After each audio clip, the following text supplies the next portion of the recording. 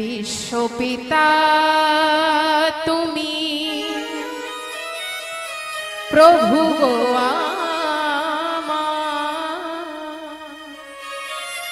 মঙ্গল দীপ জ্বালা মঙ্গল করো গো সবার এই মিনতি যে আমার বিশ্বপিতা তুমি প্রভু গো আমার মঙ্গল দীপ জ্বালা মঙ্গল করো গো সবার এই মিনতি যে আমার বিশ্বপিতা তুমি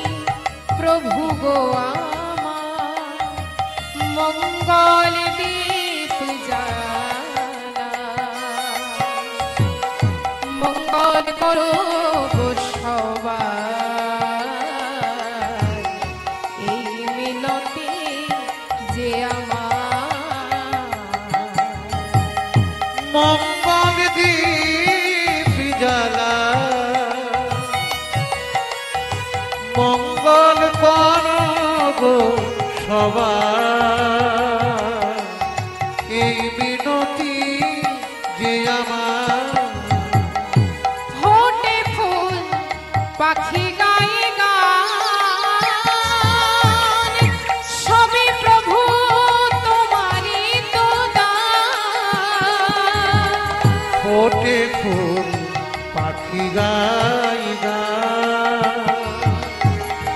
সবই প্রভু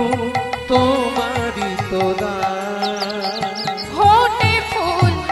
পাখি গায়ে গান সবই প্রভু তোমারই তো দান ফোটে ফুল পাখি গাই গান সবই প্রভু তোমারই তো দান তোমারই কৃপাতে আজ এলাম এ ধরাতে তোমারই কৃপাতে এলামে ধরাতে ওগো তুমি প্রভু করুণার ধার মঙ্গল করো গো সবার এই মিনতি যে আমার বিশ্বপিতা তুমি প্রভু গো আমার মঙ্গল দীপ জ্বালা মঙ্গল করো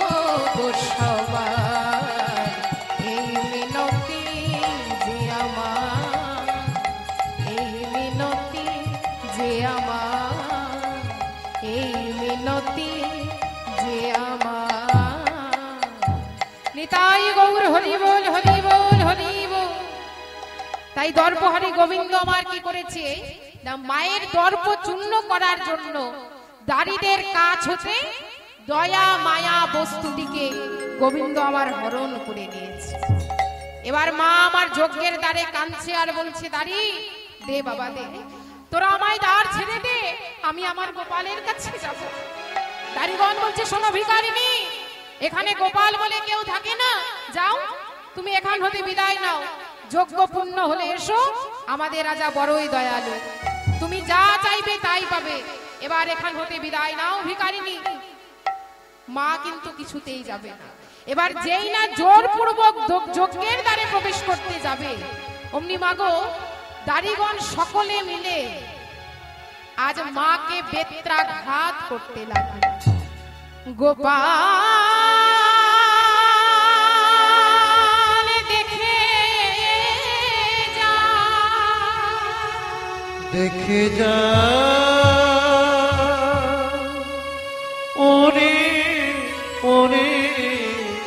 গোপাল দাঁড়ি আমায় বেত্রাঘাত করে দেখে যা ওরে রে